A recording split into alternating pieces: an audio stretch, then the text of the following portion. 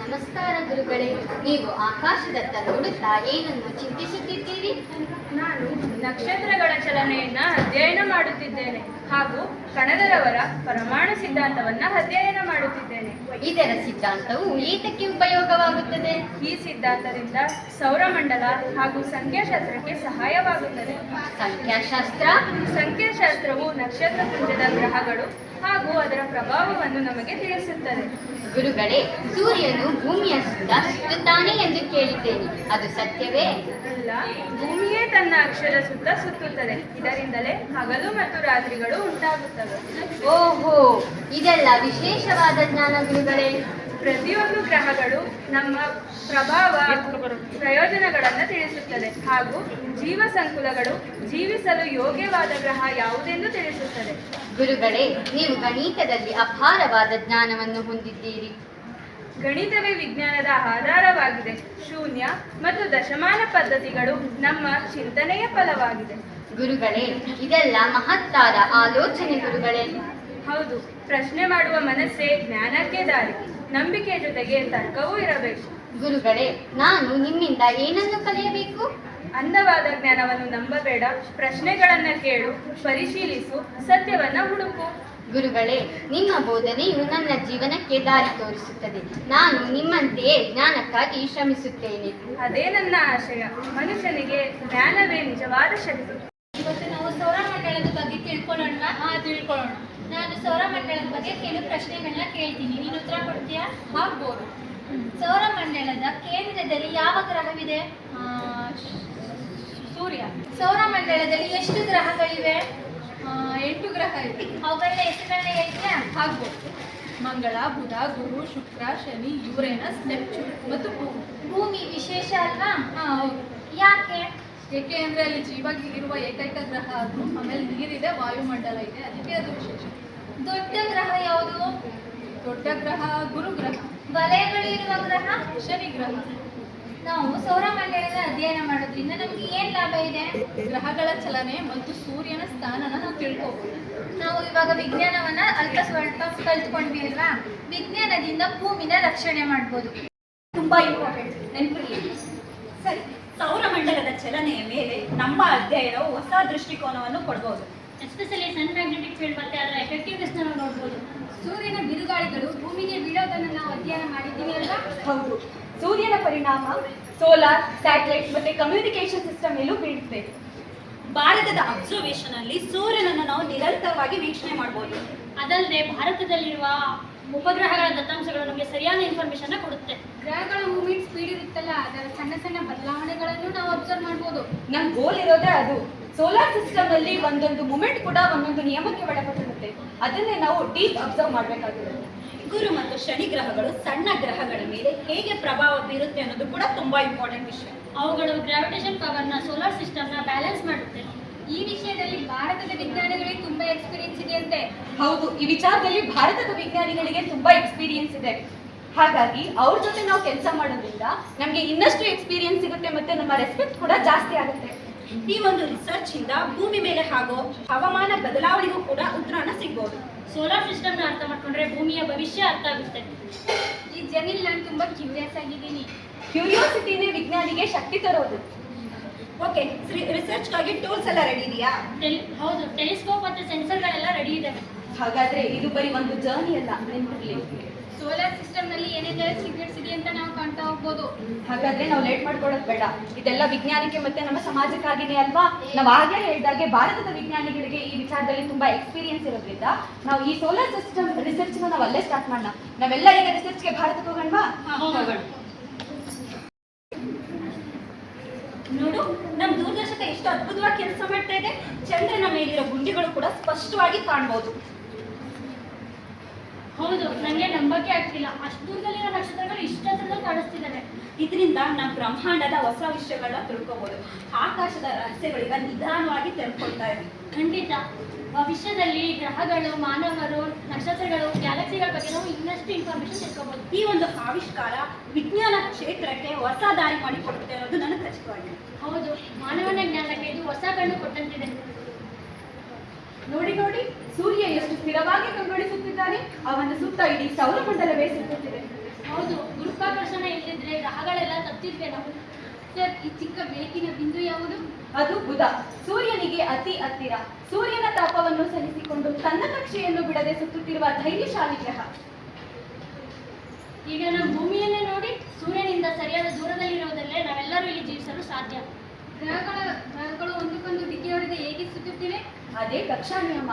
ಗುರುತ್ವಾಕರ್ಷಣೆ ಮತ್ತು ವೇಗ ಇವೆರಡರ ಸಮತೋಲನವೇ ಸೌರಮಂಡಲದ ಶಿಸ್ತು. ನಕ್ಷತ್ರಗಳು ಮೌನವಾಗಿವೆ, ಆದರೆ ಅವು ಹೇಳುವ ಕತೆ ದೊಡ್ಡದು. ಮಾನವ ಜ್ಞಾನ ಕೇಳಿದರೆ ಬ್ರಹ್ಮಾಂಡ ಉತ್ತರ ಕೊಡುತ್ತೆ. ಸೌರಮಂಡಲ ಕೇವಲ ಒಂದು ರಚನೆಯಲ್ಲ, ಅದು ನಿಯಮ ಮತ್ತು ಸೌಂದರ್ಯದ ಸಂಗಮ. ಮಹಾಲಕ್ಷ್ಮಿ ಭೂಮಿ ತನ್ನ ಕಕ್ಷೆನ ಕಳ್ಕೊಂಡು ಬೇರೆ ಕಡೆ ಹೋಗಿತ್ತು, ಮತ್ತೆ ಅದು ತನ್ನ ಸ್ಥಾನಕ್ಕೆ ಬಂತು ಅನ್ನಂತ ವಿಜ್ಞಾನಿಗಳು ಹೇಳಿದ್ದಾರೆ. ಮತ್ತೆ ಇದನ್ನ ಪೌರಾಣಿಕ ಕಥೆಗಳಲ್ಲೂ ನಾವು ನೋಡ್ಬೋದು. ಹೌದಾ? ಹೌದು, ಇವಾಗ ನೋಡೋಣ. ನೋಡೋಣ.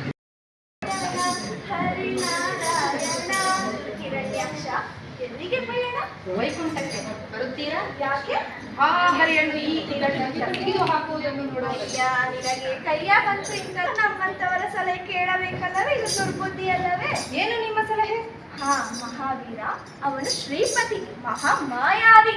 ನಾವು ದಾನವರು, ಅವನಿಗಿಂತಲೂ ಮಾಯಾವಿ. ಅವನು ಆದಿದೇವ ಕಣಯ್ಯ.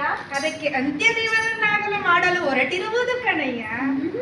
ಮಹಾವೀರ, ಎದುರಾಳಿಯು ಎದುರಾದಾಗಲೇ ಯುದ್ಧ ಸೊಗಸು. ಶೇಷಶಾಹಿಯಾಗಿ ಮಲಗಿರುವ ವಿಷ್ಣುವಿಗೆ ಕೋಪವೇ ಬರುವುದಿಲ್ಲವೇ? ಆದರೆ ಹೊಸ ವಿಷಯ, ಅವನಿಗೆ ಕೋಪ ಬರುವಂತೆ ಮಾಡಲು ಏನು ಮಾಡಬೇಕು? ಹಾಗೆ ಬಾದಾರಿಗೆ. ಮಹಾವೀರ, ನಿನಗೆ ಅತ್ಯಂತ ಪ್ರಿಯರಾದವರು ಯಾರು? ನೀವೇ. ನಾನೇ? ಸಂತೋಷ. ನನ್ನನ್ನು ಬಿಟ್ಟರೆ? ನನ್ನ ತಾಯಿ. ತಾಯಿಯನ್ನು ಬಿಟ್ಟರೆ? ನನ್ನ ತಂದೆ. ತಂದೆಯನ್ನು ಬಿಟ್ಟರೆ? ನನ್ನ ಅಣ್ಣ. ನಿಮ್ಮ ಅಣ್ಣನನ್ನು ಬಿಟ್ಟರೆ? ನನ್ನ ಪತ್ನಿ. ನಿನ್ನ ಪತ್ನಿ. ಒಂದು ವೇಳೆ ನಿನ್ನ ಪತ್ನಿಯನ್ನು ಯಾರಾದರೂ ಕೆಣಕಿದರೆ? ಯಾರವನು ಅಪ್ಪಳಿಸಿ ಬಿಡುತ್ತೇನೆ. ಅಯ್ಯ, ಇಲ್ಲಿ ಯಾರಯ್ಯ ಇದ್ದಾರೆ? ಸುಮ್ಮನೆ ಹೇಳಿದೆ ಅಷ್ಟೇ, ಇಲ್ಲಿ ಯಾರು ಕೆಣಕಲಿಲ್ಲ. ನೋಡಿದೆಯಾ ನಿನಗೆ ಎಷ್ಟು ರೋಷ ದ್ವೇಷ ಬಂತು? ಹಾಗೆ ಆ ವಿಷ್ಣುವಿನ ಪತ್ನಿಯನ್ನು ನೀನು ಕೆಣಕಿದರೆ ಅವನಿಗೂ ಹಾಗೆ ರೋಷ ದ್ವೇಷ ಬಂದು ಆಗ ನಿಮ್ಮಿಬ್ಬರ ಕಾಳಗ. ನಾರದರೆ ಬ್ರಹ್ಮಚಾರಿಗಳಾಗಿದ್ದರು, ಅದೆಷ್ಟು ವಿಷಯ ತಿಳಿದಿದ್ದೀರಿ? ನಾರಾಯಣ ನಾರಾಯಣ ನಾರಾಯಣ ನಾರಾಯಣ. ಎಲ್ಲಿದ್ದಾಳೆ ಆ ನಾರಾಯಣನ ಪತ್ನಿ? ಇರಯ್ಯ, ಸ್ವಲ್ಪ ಯೋಚಿಸಬೇಡವೇ?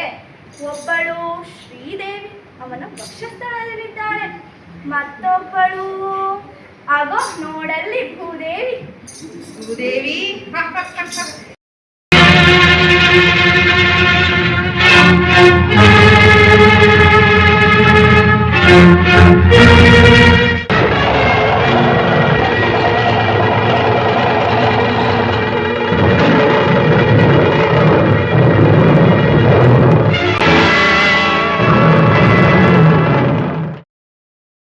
ನಾನು ಶುಕ್ರ ಗ್ರಹ.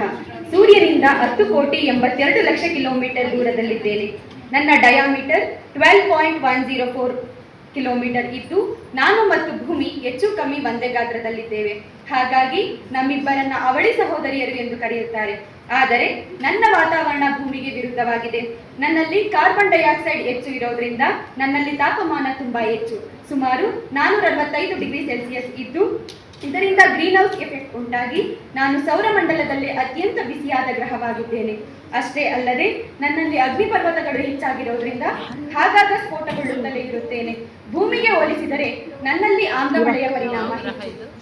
ನನ್ನಲ್ಲಿ ಸೂರ್ಯ ಪಶ್ಚಿಮದಲ್ಲಿ ಹುಟ್ಟಿ ಪೂರ್ವದಲ್ಲಿ ಮುಳುಗುತ್ತಾನೆ. ನನ್ನ ಸುತ್ತಲೇ ನಾನು ಸುತ್ತೋದಕ್ಕೆ 243 ದಿನಗಳು ಹಿಡಿಸಿದರೆ, ಸೂರ್ಯನ ಸುತ್ತ ನಾನು ಸುತ್ತೋದಕ್ಕೆ 225 ದಿನಗಳು ಹಿಡಿಸುತ್ತೇನೆ. ನನಗೆ ಯಾವ ಉಪಗ್ರಹವೂ ಇಲ್ಲ. ನಾನು ಸೂರ್ಯನಿಗೆ 5,80,00,000 ಕಿಲೋಮೀಟರ್ ದೂರದಲ್ಲಿದ್ದೀನಿ. ನನ್ನ ಕೋರ್ 80% ಕಬ್ಬಿಣದಿಂದ ತುಂಬಿದೆ. ನಾನು ನನ್ನ ಸುತ್ತೋಕೆ ತುಂಬ ನಿಧಾನವಾಗಿ ಸುತ್ತೀನಿ. ಎಷ್ಟು ಅಂತ ಹೇಳಿದ್ರೆ, ನನ್ನ ಒಂದು ದಿನ ಭೂಮಿಯ 59 ದಿನಗಳಿಗೆ ಸಮಾನ. ನಾನು ಸೂರ್ಯನಿಗೆ ಹತ್ತಿರದಲ್ಲಿ ಇರೋದ್ರಿಂದ ಸೂರ್ಯನ ಸುತ್ತ ತಿರುಗೋಕೆ ಕೇವಲ 88 ದಿನಗಳು ಮಾತ್ರ ಹಿಡಿಸುತ್ತೆ. ನನ್ನ ತಾಪಮಾನ 430 ಡಿಗ್ರಿ ಸೆಲ್ಸಿಯಸ್. ನನಗೆ ಯಾವುದೇ ಉಪಗ್ರಹಗಳಿಲ್ಲ.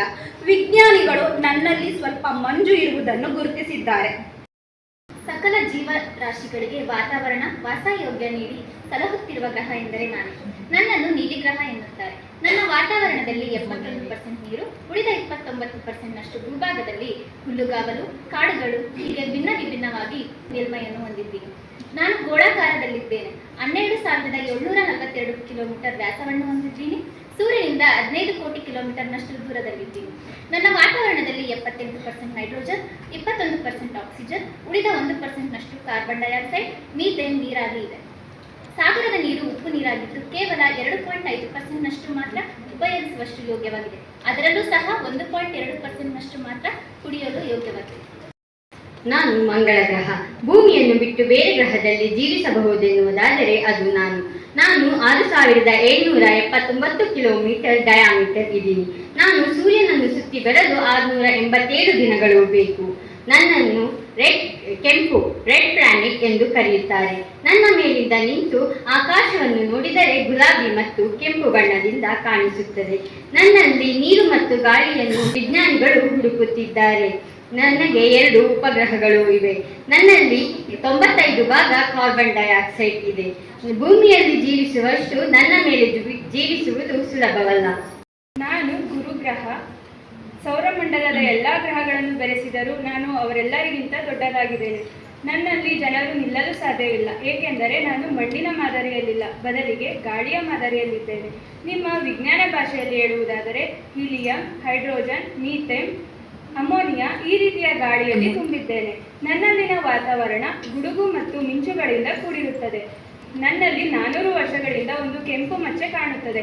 ಅದೇನೆಂದರೆ ಸುಂಟರ ಗಾಳಿ ಎಂದರ್ಥ. ನನ್ನತ್ತ ಬರುವ ಎಷ್ಟೋ ವಸ್ತುಗಳನ್ನು ನಾನು ಸೆಳೆದು ಬಿಡುತ್ತೇನೆ. ಭೂಮಿಯತ್ತ ಬರುವ ಎಷ್ಟೋ ಉಲ್ಕೆಗಳನ್ನು ಸೆಳೆದು ಅದನ್ನು ರಕ್ಷಿಸಿದ್ದೇನೆ. ಹೀಗಾಗಿ ವಿಜ್ಞಾನಿಗಳು ನನ್ನನ್ನು ಸೌರಮಂಡಲದ ವ್ಯಾಕ್ಯೂಮ್ ಕ್ಲೀನರ್ ಎಂದು ಕರೆಯುತ್ತಾರೆ. ನನ್ನಲ್ಲಿ 95 ಉಪಗ್ರಹಗಳಿವೆ. ಅದರಲ್ಲಿ ಯುರೋಪ್ ಎಂಬ ಉಪಗ್ರಹ ಮಂಜಿನಿಂದ ಕೂಡಿರುತ್ತದೆ ಹಾಗೂ ನಾನು ಭೂಮಿಯ ಗಾತ್ರಕ್ಕಿಂತ 2 ಪಟ್ಟು ಇದ್ದೇನೆ. ನನ್ನ ಸುತ್ತ ಸುತ್ತೋದಕ್ಕೆ ನಾನು ಕೇವಲ 10 ಗಂಟೆಗಳನ್ನು ತೆಗೆದುಕೊಳ್ಳುತ್ತೇನೆ. ಆದರೆ ಸೂರ್ಯನ ಸುತ್ತಲೂ ಸುಮಾರು 4,300 ದಿನಗಳನ್ನು ತೆಗೆದುಕೊಳ್ಳುತ್ತೇನೆ. ಸೌರವ್ಯೂಹದಲ್ಲಿ ಅತಿ ಸುಂದರವಾಗಿ ಕಾಣುವ ಗ್ರಹ ಎಂದರೆ ಅದು ನಾನೇ, ಶನಿ ಗ್ರಹ. ಗುರುಗ್ರಹ ಬಿಟ್ಟರೆ ನಾನೇ ದೊಡ್ಡ ಗ್ರಹ. ನನ್ನನ್ನು ನೀರಿನಲ್ಲಿ ಹಾಕಿದರೆ ನಾನು ಮುಳುಗುವುದಿಲ್ಲ, ತೇಲುತ್ತೇನೆ. ನನ್ನ ಸಾಂದ್ರತೆ ಕಡಿಮೆ ಇರುವುದೇ ಇದಕ್ಕೆ ಕಾರಣ. ನಾನು ಗುರುಗ್ರಹದ ರೀತಿ ಗಾಳಿಯಿಂದ ತುಂಬಿದ್ದೇನೆ. ನನ್ನ ವಿಶೇಷತೆ ಏನೆಂದರೆ ನನ್ನ ಸುತ್ತ ಇರುವ ವಲಯ. ಅಲ್ಲಿ ಚಿಕ್ಕ ಚಿಕ್ಕ ಕೋಟ್ಯಾಂತರ ಕಲ್ಲು, ಮಣ್ಣು, ಆಸ್ಟ್ರಾಯ್ಡ್, ಮಂಜುಗೆಡ್ಡೆ ತುಂಬಿದೆ. ನನ್ನ ಸುತ್ತ 146 ಉಪಗ್ರಹಗಳು ಸುತ್ತುತ್ತವೆ. ನಾನು ಸೂರ್ಯನ ಸುತ್ತ ಒಂದು ಸಲ ಸುತ್ತೋದಕ್ಕೆ 10,775 ದಿನಗಳ ಕಾಲ ತೆಗೆದುಕೊಳ್ಳುತ್ತೇನೆ. ಆದರೆ ನಾನು ನನ್ನ ಸುತ್ತ ಸುತ್ತೋದಕ್ಕೆ ಕೇವಲ 10 ಗಂಟೆಗಳ ಸಮಯ ಸಾಕು. ನಾನು ಯುರೇನಸ್. ಸೌರವ್ಯೂಹದ 7ನೇ ಗ್ರಹದಲ್ಲಿದ್ದೇನೆ. ನಾನು ಸೂರ್ಯನಿಂದ 297 ಕೋಟಿ ಕಿಲೋಮೀಟರ್ ದೂರದಲ್ಲಿದ್ದೇನೆ. ನನ್ನ ಸುತ್ತ ಸುರುಳಿ ಇದೆ, ಆದರೆ ಚಿಕ್ಕ ಗಾತ್ರದಲ್ಲಿದೆ. ಬೇರೆ ಗ್ರಹಗಳು ನೇರವಾಗಿ ಸೂರ್ಯನನ್ನು ಸುತ್ತಿದರೆ ನಾನು 98 ಡಿಗ್ರಿ ಬೆಂಡಾಗಿ ಸುತ್ತುತ್ತೇನೆ. ನನ್ನ ಸುತ್ತ ಸುರುಳಿ ಇದೆ ಮತ್ತು ಮಂಜುಗೆಡ್ಡೆಯಿಂದ ತುಂಬಿದ್ದೇನೆ. ನಾನು ನೆಪ್ಚೂನ್. ನಾನು ಸೌರವ್ಯೂಹದ 8ನೇ ಗ್ರಹವಾಗಿದ್ದೇನೆ ಮತ್ತು ಕೊನೆಯ ಗ್ರಹವಾಗಿದ್ದೇನೆ. ಸೂರ್ಯನಿಂದ ನಾನು 50 ಕೋಟಿ ಕಿಲೋಮೀಟರ್ ದೂರದಲ್ಲಿದ್ದೇನೆ. ವಿಜ್ಞಾನಿಗಳ ಪ್ರಕಾರ ಭೂಮಿಗೆ ಗಂಟೆಗೆ 28,000 ಕಿಲೋಮೀಟರ್ ದೂರದಲ್ಲಿ ನನ್ನ ಕಡೆ ಪ್ರಯಾಣಿಸಿದರೆ ನನ್ನನ್ನು ಸೇರಲು 19 ವರ್ಷಗಳ ಸಮಯ ಹಿಡಿಯುತ್ತದೆ. ಹಾಗೆ ಭೂಮಿಗೆ ಸೂರ್ಯನ ಕಾಂತಿ ಬೀಳೋದಕ್ಕೆ 8.3 ನಿಮಿಷಗಳ ಸಮಯ ಹಿಡಿಯುತ್ತದೆ. ಆದರೆ ಸೂರ್ಯನ ಕಾಂತಿ ನನ್ನ ಮೇಲೆ ಬೀಳೋದಕ್ಕೆ 250 ನಿಮಿಷಗಳು ಸಮಯ ಹಿಡಿಯುತ್ತದೆ. ಸುತ್ತ ನಾನು ಸುತ್ತಲೂ 60,190 ಕಿಲೋಮೀಟರ್ ಸುತ್ತುತ್ತೇನೆ. ಅಂದರೆ ಭೂಮಿಯ ಜನರ ಜನಾಂಗದ 2 ತಲಾಂತರ ಮುಗಿದು ಹೋಗಿರುತ್ತದೆ. ನನ್ನಲ್ಲಿನ 2,000 ಕಿಲೋಮೀಟರ್ ವೇಗದಲ್ಲಿ ಗಾಳಿ ಬೀಸುತ್ತದೆ. ನನ್ನಲ್ಲಿ ಮೀಥೇನ್ ಇರುವ ಕಾರಣ ನಾನು ನೀಲಿ ಬಣ್ಣದಲ್ಲಿ ಕಾಣುತ್ತೇನೆ. ನನಗೆ 16 ಉಪಗ್ರಹಗಳಿವೆ. ನಾನು ಭಯಂಕರ ವಾತಾವರಣ ಹೊಂದಿರುವುದರಿಂದ ವಜ್ರದ ಮಳೆಯಲ್ಲಿ ಸುರಿಯುತ್ತೇನೆ. ಆದರೆ ನನ್ನಲ್ಲಿ ಒತ್ತಡದ ಕಾರಣದಿಂದ ನೆಲದ ಮೇಲೆ ಬೀಳುವ